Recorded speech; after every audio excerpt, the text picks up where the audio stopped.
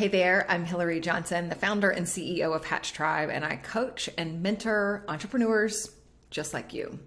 The purpose of today's workshop is to explore core values, what they are, what they mean, and how to really use them in your business.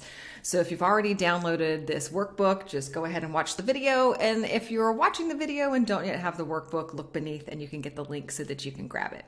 So let's dig into the first page. Oop, you know what? That's showing you 2 pages instead of 1. You know, these are the things that happen. And I'm not going to re-record it. Let's go. Okay, so let's talk a little bit about what values are. What we're essentially saying is what matters to you. What do you stand for? Whether you know it or not, you have values. And in many cases, they are guiding decisions you're making without you even knowing it.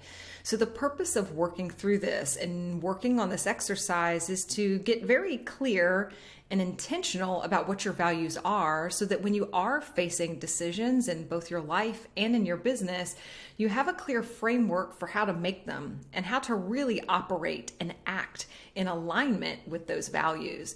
Now, one of the beautiful things that happens with values, and specifically for entrepreneurs, is that when you have personal values and you're very clear about what they are, and you have business values and you're very clear about what those are and how your business functions and operates, when we bring those two together and we really start to look at the entire arc of your existence, your human life, you tend to build a business that you really enjoy and you get to do work that you really love.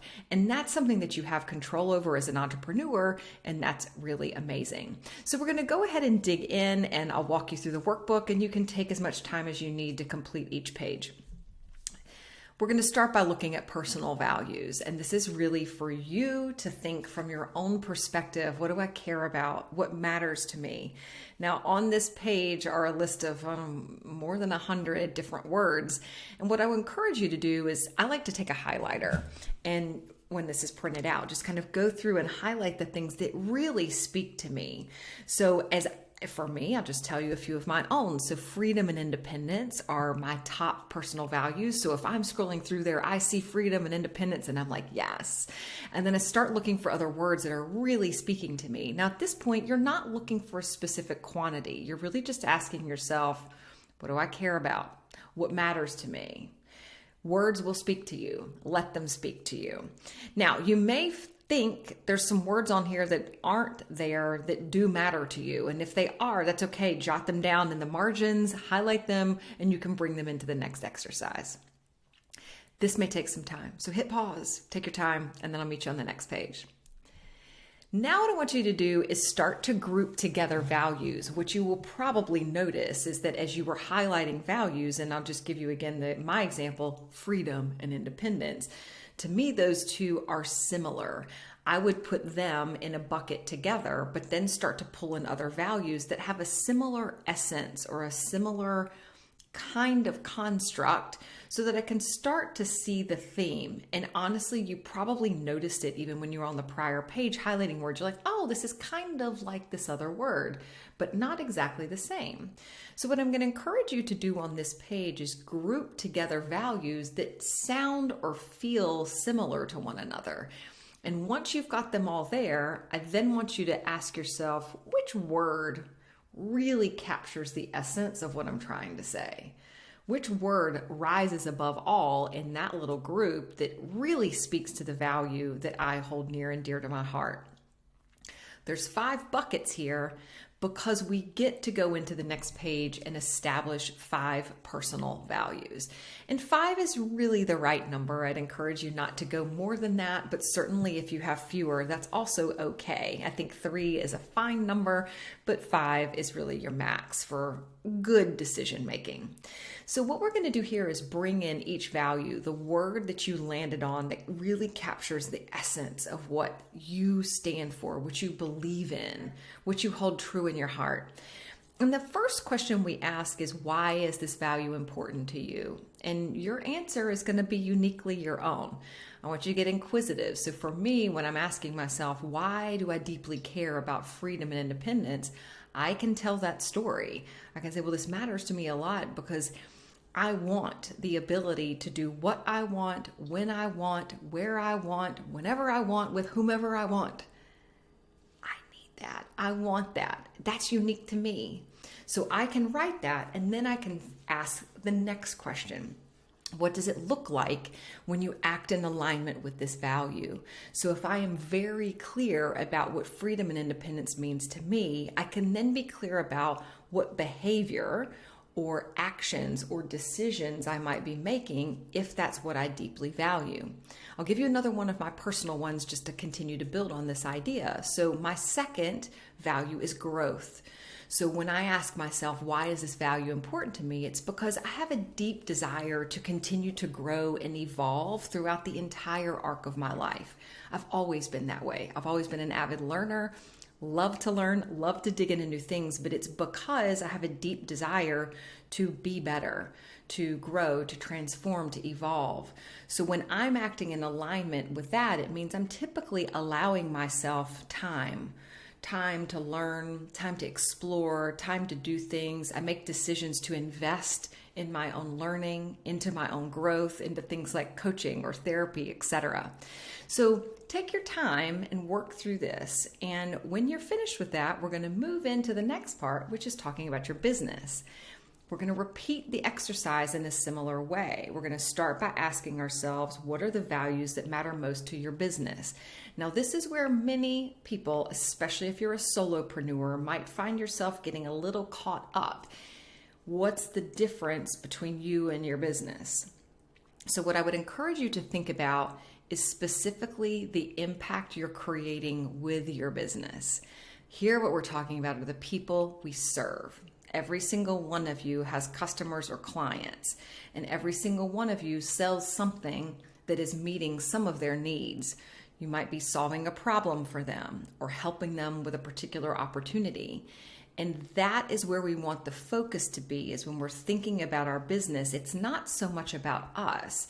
It's really more about the customer and the client and understanding that connection to the entity of your business and what you're building, how you operate, how you function, and then your ability to deliver a high quality product or service to these clients that you love and adore.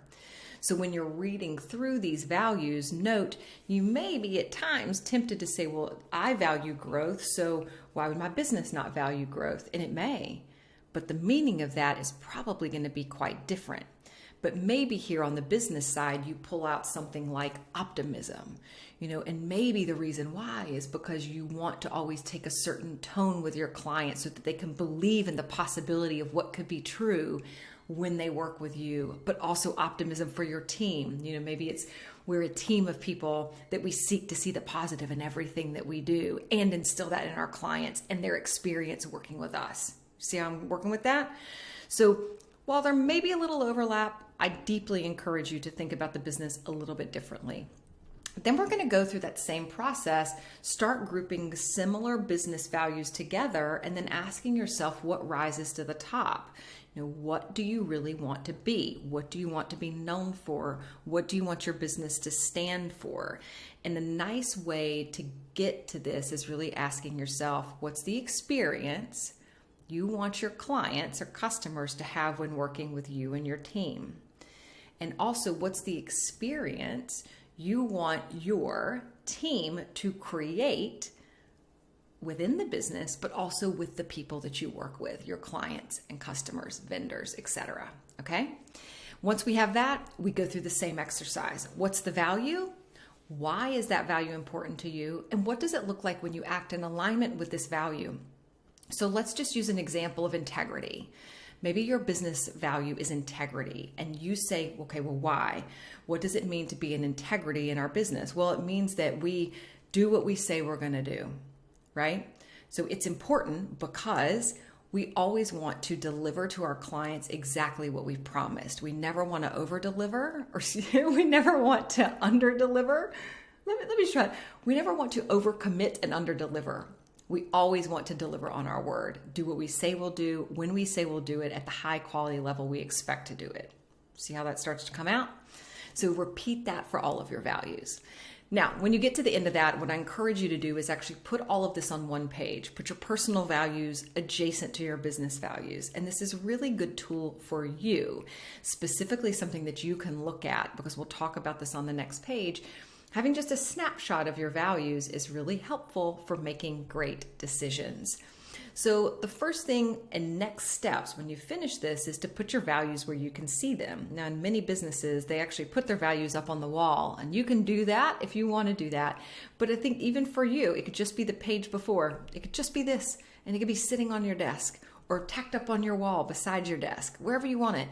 But put it where you can visually see it. Second, if you have a team, it's very important that you convey the business values to your team. And a real awesome exercise to do is to meet with your team and to talk about each of the values and ask them, what does it look like when we're acting in integrity or in alignment with this value? And what would it mean if we really stepped it up a notch? How could we really display this value in a more flourishing kind of way? And it's also a good gut check. Where are we potentially operating outside of the value? Maybe we're not in integrity in a specific case and we need to be, and we can address it. The third piece is I want you to refer to your values often, and especially when you're facing challenging decisions. You know, all of us in life and in business have to make decisions, and sometimes those decisions are hard. If you can sit with a decision and look at your values, literally look at this page, and then ask yourself, which outcome or which decision is going to be most in alignment with who we are, with who I am.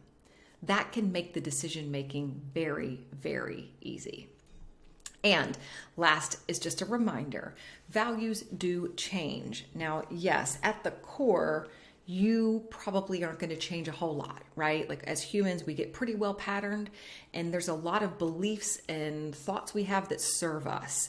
And the ones that serve us tend to stick with us for a long time. For example, me with growth, lifelong learner, I probably will never let go of growth as a value.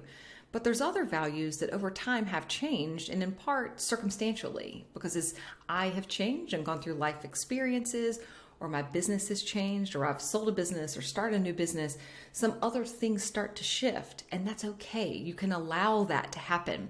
So I encourage you to look at your values once a year, dust them off if they need to be. Certainly always do that gut check of, am I acting in alignment with these values, and what would it look like if I really brought forth full alignment to this value? What would I be doing? So that's it for this workshop. If you have any questions at all, don't hesitate to reach out and ask or pop them on the video below, and we'll talk to you soon. Good value setting.